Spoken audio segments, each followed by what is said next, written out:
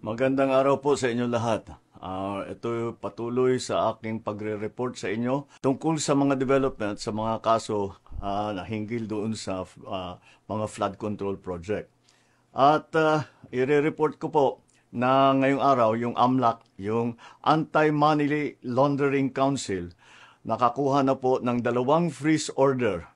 This brings the total amount of assets frozen to about 12 billion pesos. Kasama po dito ang mga air asset ni Saldico, ang value mga 4 billion.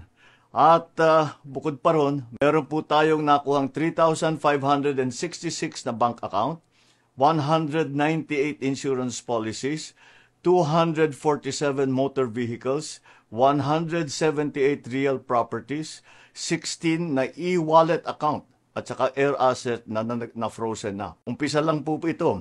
Mas marami pong asset ay mafo-frozen para maibalik ang pera ng tao sa kanila.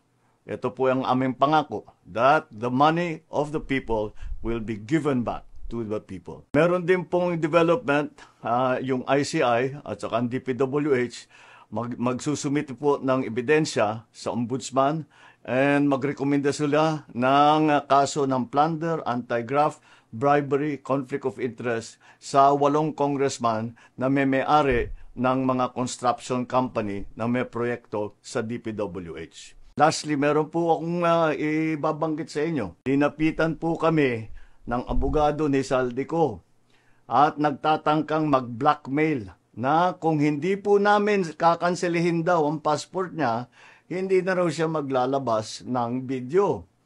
I do not negotiate with criminals. Kahit maglabas ka na ng video ng lahat ng kasinungalingan mo na pag-destabilize sa gobyerno, gusto kong malaman mo, Saldi, makakansela pa rin ang passport mo. Hindi ka na makakatakas sa hustisya.